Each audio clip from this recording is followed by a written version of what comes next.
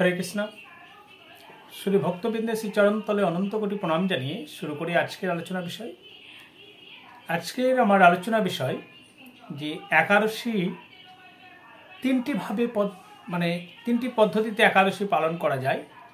তো সেই তিনটি পদ্ধতি কি কি, আর আরেকটি ব্যাপারে অনেকেই আমাদের প্রশ্ন আসে যে প্রভুজিকে কি ধরনের মিষ্টি প্রদান করা যায় ভগবানের উদ্দেশ্যে, বিশেষত একাদশীর দিনে, এবং বাতাসা দেওয়া যায় না কেন, এই বিষয় নিয়ে কিছু প্রশ্ন আছে বা করেছেন। সেই উত্তরগুলো নিয়েই আজকের আলোচনা। তাই প্রত্যেকের কাছে রিকোয়েস্ট, ভিডিওটি প্রথম থেকে শেষ পর্যন্ত দেখুন। নিশ্চয়ই বুঝতে পারবেন যে কিভাবে একাদশী পালন করা উচিত আর কোন ধরনের মিষ্টি আপনারা গোবিন্দের চরণে দিতে পারবেন, বিশেষ করে একাদশীর দিনে। প্রথমে আমরা জানি যে একাদশী তিনটি পদ্ধতিতে ভাগ করা যায়।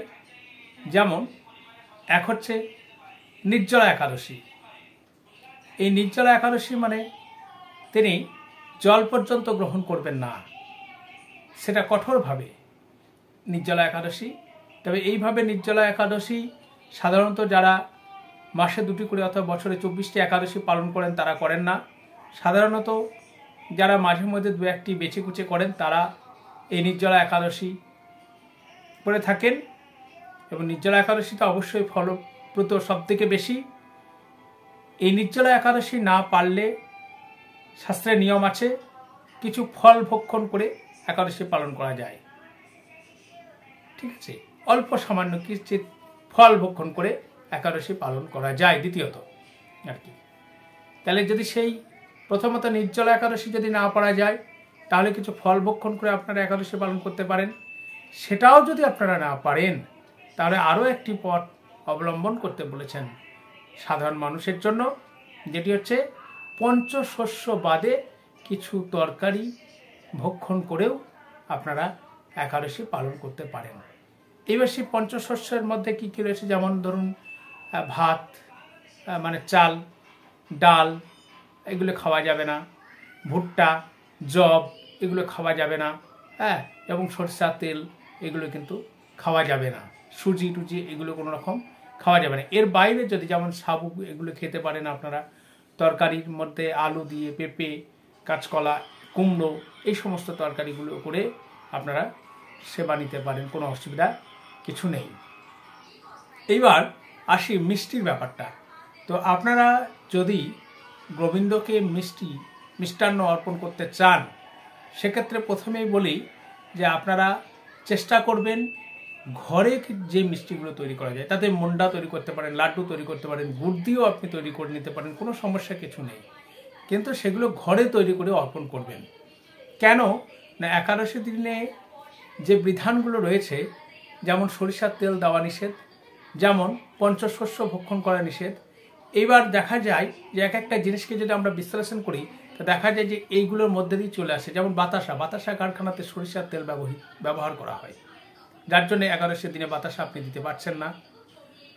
আসুন এরপরে আপনারা রসগোল্লাতে জানেন আপনারা সুজি বা অ্যারারুট জাতীয় ময়দা জাতীয় জিনিস কিন্তু ব্যবহার করা হয়, তাহলে সেটা আপনারা দিতে পারছেন না, পঞ্চশস্যের মধ্যে চলে আসছে।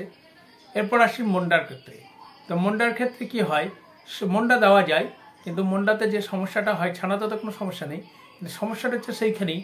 এখন অনেকে ময়দা ব্যবহার করে এটিকে তাড়াতাড়ি রোল ময়দা বা এখন কি একটা পাউডার জাতীয় জিনিস পাওয়া যায়, সেগুলো দিয়ে মন্ডা তৈরি করা হচ্ছে। তাহলে সেক্ষেত্রেও কিন্তু আপনার একাদশীর যে নিয়ম আর কি, ময়দা তো তার মধ্যে পড়ে যাচ্ছে, গম থেকে জাত, সেই জন্য এইগুলো আপনারা ব্যবহার করতে পারবেন না।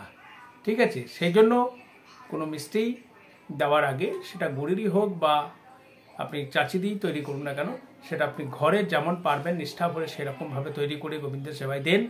কিন্তু যতটা সম্ভব আপনারা মিষ্টিটা এড়িয়ে চলুন কেনা থেকে।